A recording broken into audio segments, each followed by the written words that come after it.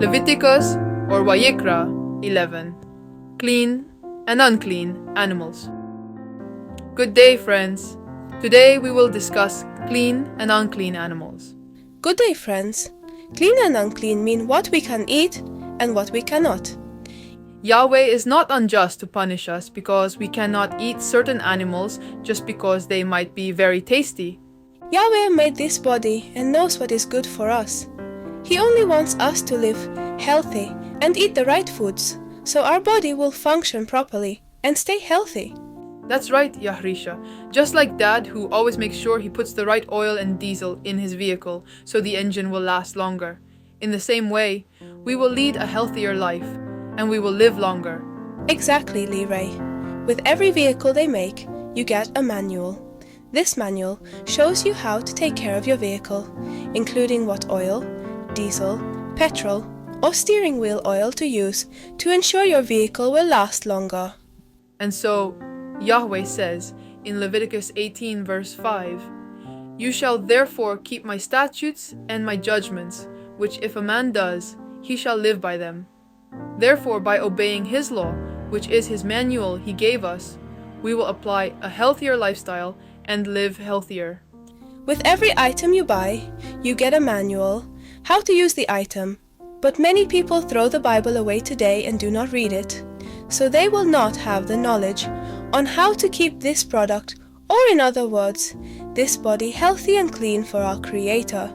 And this product or body will not work for long if they don't take care of it properly.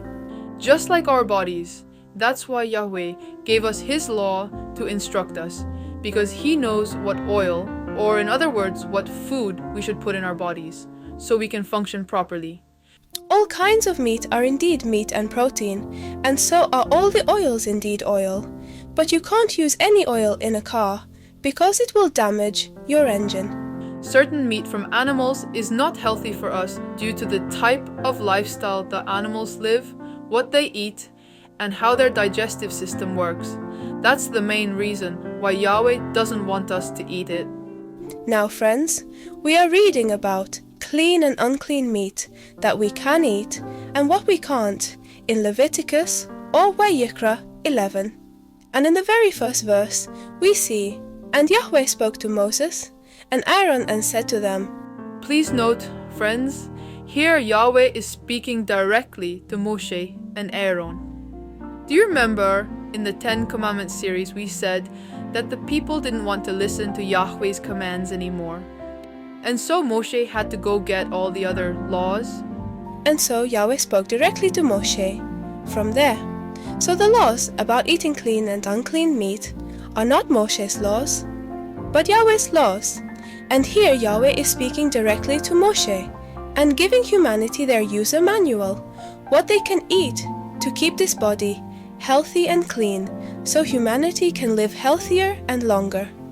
Then further, in Leviticus 11 verse 2, Yahweh says, "Speak to the children of Israel, saying, These are the animals which you may eat among all the animals that are on the earth, whatever divides the hoof, having cloven hooves and chewing the cud, that you may eat." Please note, friends, of all the animals on the earth that have split hooves, the emphasis here is that they must have completely split hooves. What do completely split hooves look like? That's how animals like goats and cows' hooves, or in other words, feet look. You will see the underside is completely divided and not attached together. So, if their feet look like that, can we eat them? Yes, we can, but please note, friends, there are two requirements. Their hooves must be completely split, and they must chew the cud. We will quickly show you two examples of animals that have completely split hooves, but do not chew the cud. And then one that does chew the cud, but does not have completely split hooves. This is how a pig's feet or hooves look. See, it has completely split hooves, but it does not chew its food again. Leray, can you explain to us what it means to chew the cud? Chewing the cud is a specific type of feeding behavior found in animals known as ruminants, like cows and sheep.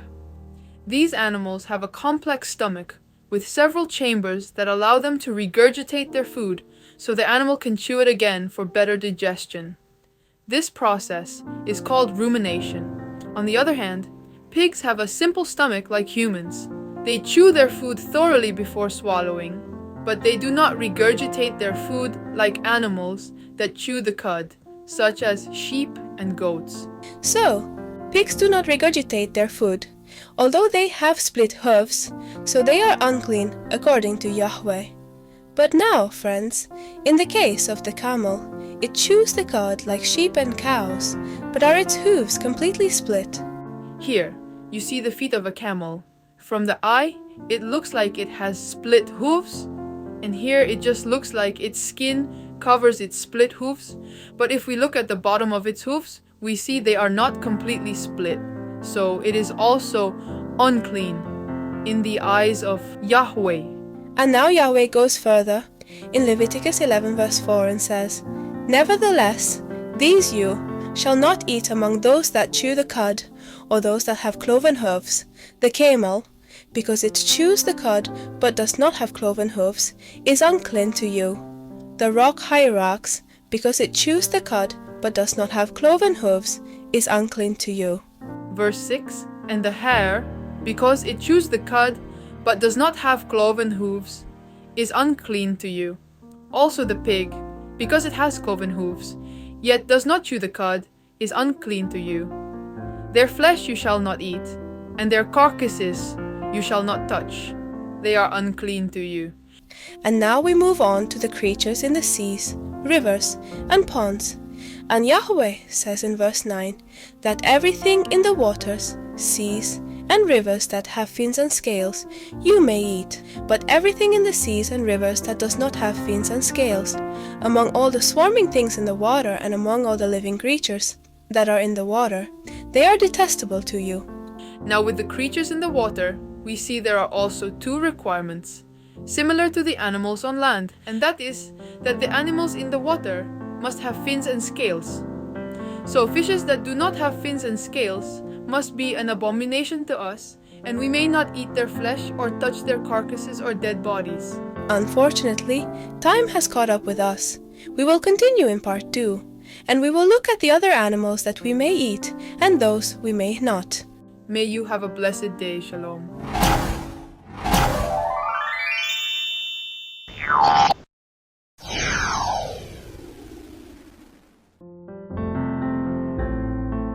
We at Postbox Ministries take great joy in creating video content that delves into the profound truths of Yahweh's Word. These productions are not only time-consuming but also entail significant expenses to bring to fruition. If you have found value in our content, we humbly request your assistance in covering the costs through a small donation. Your support holds immense importance to us, and every contribution, no matter the size, is deeply appreciated. Thank you for being part of our journey and helping us spread the message of faith and wisdom. Together, we can continue to make a positive impact and inspire many. May your kindness and generosity be blessed abundantly.